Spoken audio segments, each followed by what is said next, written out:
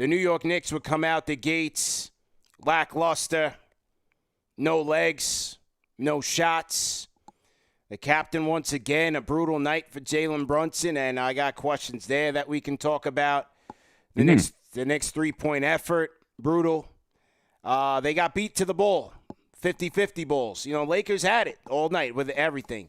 Their two stars led the way, no LeBron James, but Luka Doncic had the Luka magic going. I mean, hit one of the most incredible tough shots that I had seen all year, probably one of the best shots I've ever seen.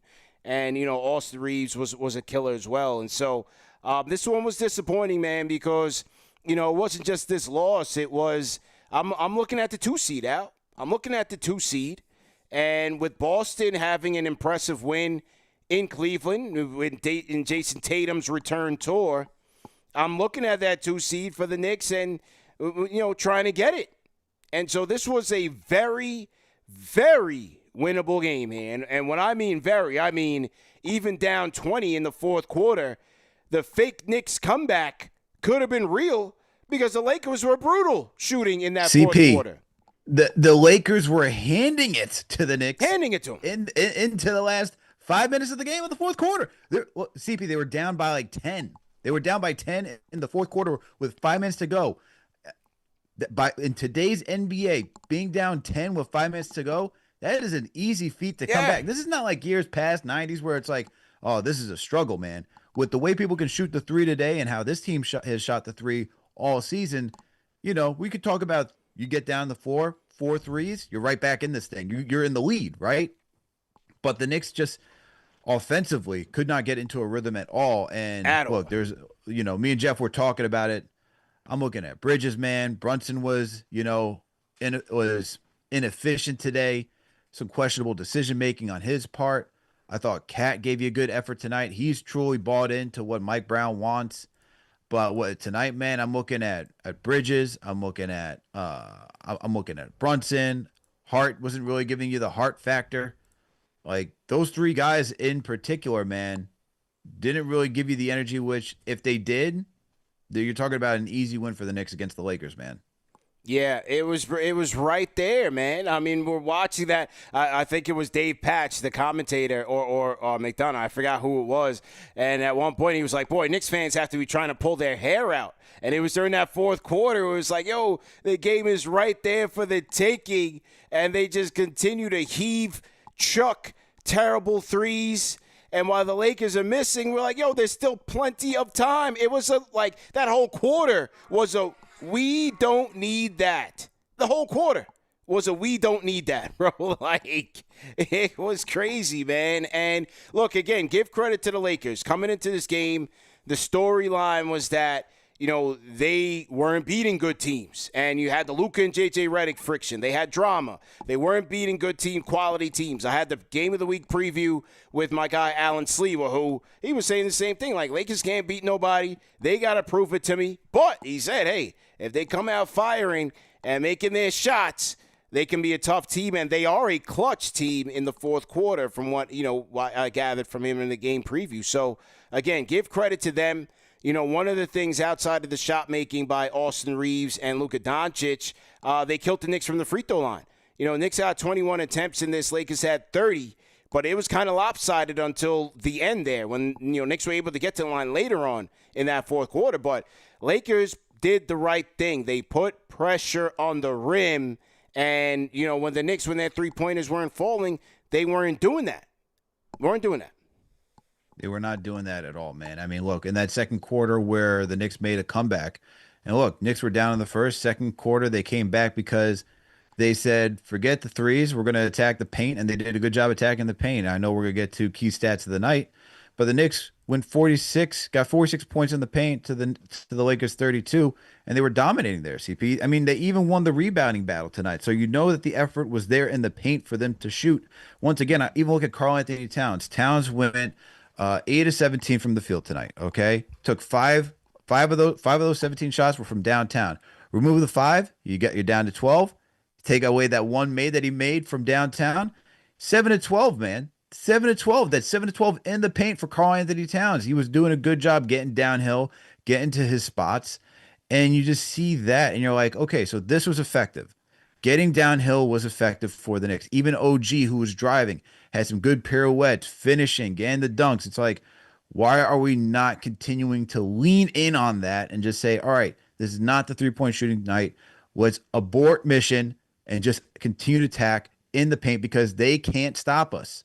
And look, I know Ayton had some good stops, but Ayton's just not that dude, man. You could have continued to test him and see if he could have put that a complete game for 48 minutes.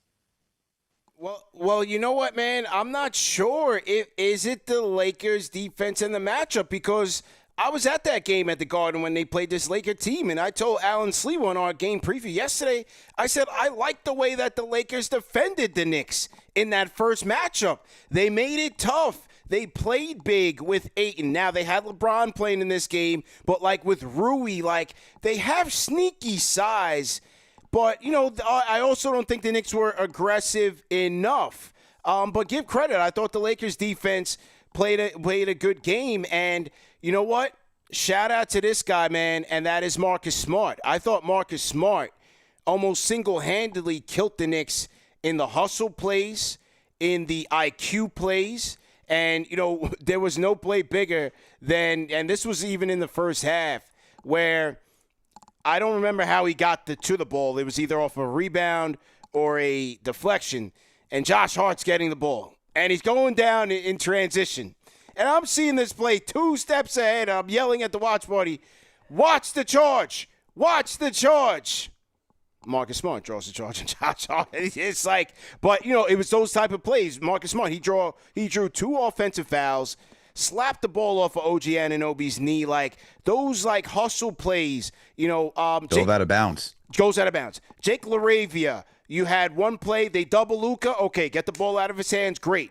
We got a cross-court pass to Rui. That's who we want to shoot it. Rui misses the 3. Jake LaRavia beats Brunson to the loose ball, which happens a lot. You know, Cap he gets beat a lot on those 50-50 balls. He can be had there. Jake LaRavia gets it, kicks it back to Luka. What does he do? Hits a 3. So give credit to the Lakers. I thought they were better just getting after it. Did the little things on the margins than the Knicks. Their shots were falling, but they also did the little things that prevented the Knicks from truly coming back into this game. I'm going to get to the key stats tonight. Check the NBA.com stats. I want to see how many second chance points the Lakers had and what the Knicks had tonight, just kind of out of curiosity, if it kind of matched the eye test, because it just seemed like Lakers were just quicker to the 50-50 balls tonight. Well, key stats tonight brought to you by Prize Picks. Both teams shooting 43% from the field. Lakers 34% from 3, but the Knicks 24% from 3. Knicks did do very well from the free throw line from the attempts that they got, 19 to 21. But the Lakers 83%, 25 of 30. Knicks won the rebounding battle, 47 to 42, but the Lakers had it in command for a good chunk of this game when they were in command of the game. So, you know, maybe the Knicks most likely getting those rebounds later on in that fourth quarter. But the Lakers really, I thought they dominated boards. Like you look at Mitchell Robinson just not really impacting this one from the rebounding battle. And I was kind of surprised there. I thought even with Ayton playing with no LeBron, I thought the Knicks would have won. They did win it statistically, but I mean when the game was really within balance, I didn't think they won it. Shout out to the assist battle. Knicks won 23 to 20. At turnovers, here we go. 19 Knicks turnovers, careless. 21 Laker points. Lakers conversely 14 turnovers, leading to 14 Knicks points. And then fast breaks, Knicks winning 16 to 11. Points in the paint, Knicks winning 46 to 32. Largest lead of the night, 0. It was a wire-to-wire victory for the Lakers, whose largest lead was 23 points. Yeah, my big thing for tonight, CP, was definitely the second chance opportunities, as you mentioned, because they lost that one 15 to 9. The Lakers were just getting back to everything. I know you talked about, and we both mentioned, the Knicks won the rebound battle in the end. However, Lakers were doing a good job throughout, the middle portion of the game, and that's what really led them to this. And then I think the biggest thing is also the turnovers. Like, you cannot just be this sloppy with the basketball and just not keep, a clean game if you're going to go against the Lakers. It's just tough if they're not going to make sure they get the ball to everybody in the right position. It just makes it that much more difficult. Yeah, For me, I'm gonna go with the. For me, I'm gonna go with definitely the 3-point shooting, for sure. 24%, certainly not going to get it done. And for the Knicks, like I said to Alan yesterday, and he asked me on his show, he's like, "What's the key for the Knicks winning?" I said, "It's as simple as them making shots, man. Because when they do, and they do across the board, they're a very difficult team to beat because of the way that they were playing defensively. But tonight, the shots are just hard to come by, and maybe that's why J.J. Redick threw that zone out there to take a chance and help the Lakers defense, which has been not good all year. So it went into his favor, and for the Knicks, just couldn't knock it down. And then also the turnovers. The turnovers were extremely sloppy in this game because, again, you're not playing a defense that's going to force those turnovers and take it from you. You have to do like the careless, boneheaded things, and I think the Knicks played right into their hands in that regard. The offensive fouls drawn by Marcus Smart, that's who he is. You got to know that for your Josh Hart. Josh Hart committed to taking it on him in that one play, like from the half-court line, and you could see from a mile away that it was going to end badly. But, that's just one example. But I thought Marcus Smart alone forced 3 of those turnovers by the Knicks, at least. He did. And look, he gives you the same type of energy that Josh Hart gives you, right? I would say I like to call Josh controlled chaos. Marcus Smart is not necessarily chaos. He's just a pest, man. He's just an aggravator. He was great. And he knows how to be an aggravator. That's right. Because he will consistently, because we're talking about like one defensive player of the year. We know that he won that award. He knows how to stay in front of his guys, stay locked in, make attacking lanes just that much more difficult, knows how to jump passing lanes. Like, he is a complete defender to that regard. And then on top of that, just what Draymond gives like the Warriors, just that savviness of knowing, when to dive, how to read guys that are attacking the floor. He has that instinct. And so for him, he's so controlled defensively. He knows where to give that energy and to just bolster these guys. And I just sent you a post-game presser by Luka and how he feels about winning this game. But when Marcus Smart is able to give you that, it's just confidence that it just instills in the rest of the Lakers and that energy, and they're able to feed off of that. Yeah, good stuff. Okay, I'm gonna play that shortly. From Mike Brown and from Luka Doncic. So appreciate that, Al. So to everybody in the chat, once again, hit the like button, hit the share button, subscribe to the channel. The key stats of the night, ladies and gentlemen, brought to you by Prize Picks. Prize Picks is back in New York and in all 50 states, man. Download the Prize Picks app. Use our code KFTV to get $50 in lineups after you play your first $5 lineup. And the way that you play Prize Picks, it's very easy, very simple. You pick more or less on 2 to 6 player stat projections. That's it. If your picks are right, you cash in. So, for example, I have a sheet up here. I didn't get a chance to get my stuff in today because I was kind of busy with the watch party. But as you see, for example, on my sheet here, you have different player options here from all the games that are going on today. So Victor Wembanyama, here he is here. They have his points total here at 28.5. So do you want to go more? Do you want to go less? You just click here, boom, more. Or you can go less, 28.5 points. You have other guys, LaMelo Ball at the Phoenix Suns tonight. 3.5 3-pointers made. Now, this is a special here. Hornets have been red hot from 3. Do you want to go with that? You can click on the more option here. How about Zion, Al? You like Zion with the points, 21.5. Do you want to go more or less? So you have different players. You have different stats here to choose from. And as you see here, you have popular picks. You have points, rebounds, assists, 3 points made. I mean, you have a ton of stats and stat projections, even turnovers. Ton of stat projections that Prize Picks has, and you're just going to predict whether or not that player does more or less. And all you got to do is choose 2, up to 2, minimum of 2, maximum of 6, and for your chance to win there. They've also had early payouts, so if your player gets off to a hot start, you can lock in your winnings before the game even ends. As I said, Prize Picks is available in all 50 states. It's quick to deposit, withdrawals are fast and secure, and you can even follow the social feed to see what the community is building. So don't miss out. Once again, download the Prize Picks app today and use code KFTV to get $50 in lineups after you play your first $5 lineup. Prize Picks, it's good to be right. That was disappointing loss, obviously. Yeah. Seeing it in person, it was hard to watch, especially in the second half. No ball movement whatsoever. Lethargic defense. As Mike Brown said, they were reaching.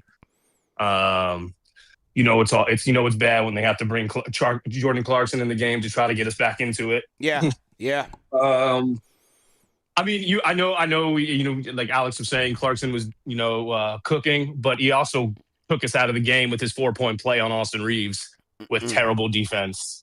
So it was a double-edged sword all the way around. But yeah, JB had 7 turnovers, which is unlike him. The team had no ball movement in the second half whatsoever. They just looked stagnant. And unfortunately, Mitch was terrible today. Yeah, he looked like a stone. He was going just a stone. up against Jackson Hayes. Like, Mitch, you gotta win that, man. You gotta win that, Mitch. Come on, Mitch. You gotta win that, man. I was disappointed in Big Country's performance tonight, man. He let these guys get every rebound over. He only had 4 rebounds tonight. Mitch should have had 15. I mean, it wasn't only the rebounds, even the screens. He just didn't move off any screen. He just stood there. Yeah. I'm with you. It was bad all the way around. Just looking at a team that looked lethargic, tired, lackluster. There's every adjective and adverb you can come up with. That's how they look today. Did you find CK2K in there? How was the vibe in there, man? We didn't really have much to talk about. It was a wire-to-wire win. Couldn't hear New York in there. Actually, there was a good contingent of New York fans in there, especially in the areas that I was. I mean, it seems like New Yorkers like to spend some money, so there was quite a bit of New Yorkers in that area. I was right behind Jeannie Buss and all that, so I was in a good section. You balling, you and Abdul. My guy Abdul was right there on the baseline. I said, "Whoa, y'all doing it like that in the crypto arena? This ain't Atlanta Hawks, man. Those are pricey tickets. Man." Yeah, no, it was, it cost a pretty penny, but at the same time, it's worth it. You only get to see them twice a year. You only live once, man. I dig it. I'm with you, man. I took the whole family. I took the wife and 2 girls, and it was a fun experience. Oof. My wallet is hurting for you, man, even in a loss. Oof. I hope you got a good dinner planned for tonight, man. Get you a good dinner, man. Just go all the way. You're already committed. Just go all the way. Get you a steak or something, man. Oh, definitely. You're gonna have a ribeye or something tonight. Just go get you a ribeye nice glass at Porterhouse. of scotch, That's it, man. That's it. That's it, man. Hang in there, bro.